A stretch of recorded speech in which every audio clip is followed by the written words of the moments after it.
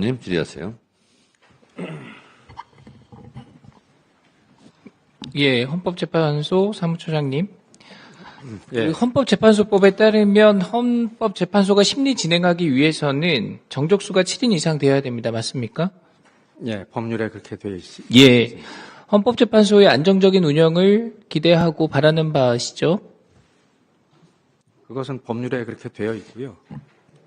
예. 다른 질문을 드린 겁니다. 헌법재판소가 안정적으로 운영되길 재판소의 구성원 모두가 바라고 있는 거 아니겠습니까?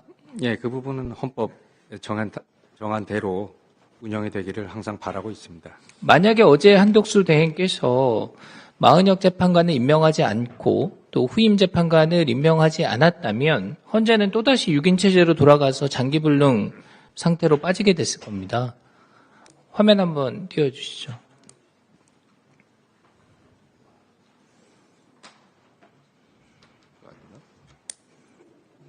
안 나오나요?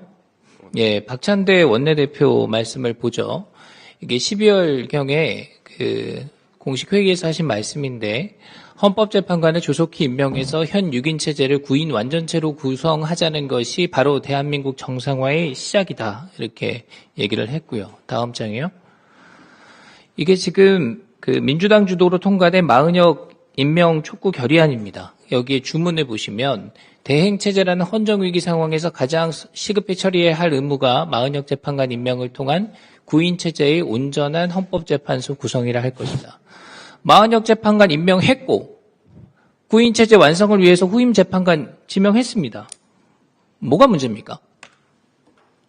그럼 지금 민주당에서 하셔야 될 일은요. 헌법재판관 후보자 이완규 함상훈에 대한 인사청문회를 실시하면 되는 겁니다. 그 장에서 이분들이 자격이 충분한지 따져보고 검증하시면 되는 겁니다. 저는 아직까지요. 마은혁 재판관 인사청문회 참여하지 못했던 거 후회하고 있습니다. 그때 출석해가지고요. 이분 전향했는지 여부 확인하고 국가간 또 사회간이 건전한지 이 문제 제대로 한번 따져봤어야 된다고 생각합니다. 근데 그럴 기회를 갖지 못했고 지금도 매우 아쉽게 생각하고 있습니다. 그러니까 민주당 의원님들께서 많은 말씀 주시는데요. 청문회를 빨리 열어서 거기서 검증을 하시면 된다고 생각합니다. 민주당이 지금 법을 바꿔가지고요. 헌법에 나와 있는 재판관 임기를 임의로 늘려가지고 지금 하고 있는 재판관들 계속 하도록 하겠다 이렇게 얘기를 합니다. 지난번에 이 주장을 하실 때는요.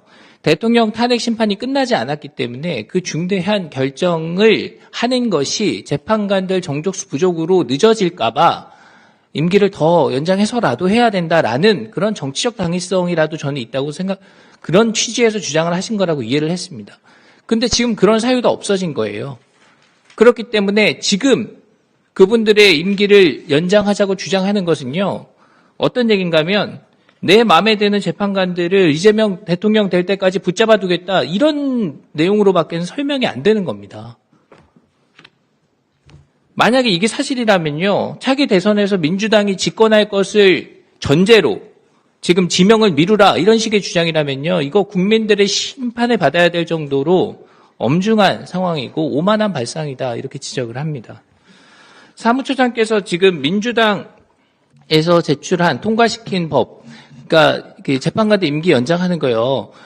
그 대상자가 퇴임하는 재판관 두 분이지 않습니까? 이 두 분에 대해서 이분들이 어떤 의견을 갖고 계신지 좀 확인해달라. 지난번에 제가 그렇게 부탁을 드렸는데 혹시 확인해 보신 바가 있습니까? 확인한 바는 없습니다. 네, 말씀을 좀 나눠보지 않으셨을까요? 그분들 임무수행 잘 마치고 이제 홀가분하게 떠나고 싶어 하지 않으세요? 이거는 건의를 드려서라도 지금 헌재에서 이 법안에 대한 입장도 제대로 좀 못 내고 있는 것 같은데요. 공보관 통해서라도 그분들이 임기 끝났으면 떠나겠다 그런 메시지 나오는 게 저는 맞다고 봅니다. 예. 차관께 좀 여쭤볼게요. 한덕수 권한대행 후임 재판관 임명 관련해서 법무부께서 아까도 설명을 주셨는데 좀 조언하신 내용이 있습니까? 아니요, 그 대통령 지명 몫에 대한 임명과 관련돼서 제가 특별하게 조언을 하거나 그러지 하지는 않았습니다. 그러면은 한덕수 권한대행께서 후임 재판관들 임명 지명하는 것에 대한 동의의 입장에서 그것이 어떤 배경에서 그런 판단을 하는지에 대해서 국민께 좀 알기 쉽게 설명하실 수 있습니까? 좀 시간을 갖고 충분히 좀 말씀을 한번 해보시죠.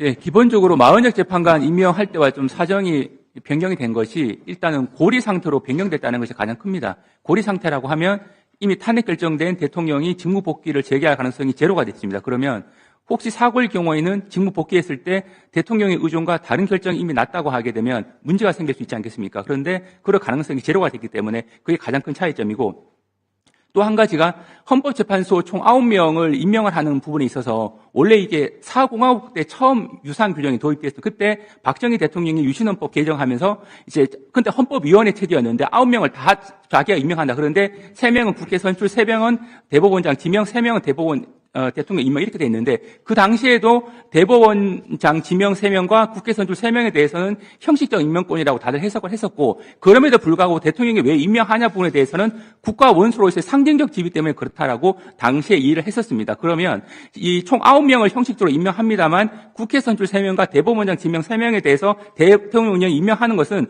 국가 원수로서의 어떤 고도의 지위에서 상징적, 비록 실권은 없지만 상징적 지위에서 임명하는 것이었습니다. 그렇다면 권한 대행 체제에서 과연 그런 국가 원수로서의 자격을 비록 실권이 없다 하더라도 행사하는 것이 맞는지에 대한 논란이 있을 수 있는 반면에 3명을 임명하는 것은 입법사법 행정이 골고루 3분의 1씩 임명하는 것이기 때문에 그 부분에 대해서는 국가 원수로서의 자격에서 임명하는 것이 아니고 행정부의 수반으로서 임명한다고 보통 학계에서는 이해하고 있습니다. 그렇다면 국가 원수 자격을 대행하는 것이 아니고 행정부 수반 자격을 대행하는 입장이라면 현재 한독수 권한 대행 입장에서는 충분히 그 3명에 대해서는 특별한 논란이 없이 임명할 수 있다라는 생각을 하셨을 것 같고, 제가 보더라도 고리라고 하는 상황 변경이 생긴 점, 두 번째는 그 3명은 행정부 수반으로서 임명하는 부분이기 때문에 국가 원수로서의 지위에서 임명하는 것과는 차원이 다르다. 두 가지 점을 국민들께서 좀 이해를 해주셨으면 마흔적 재판관 임명 부분하고는 좀 차이점이 있다라는 걸 아실 수 있을 것 같습니다.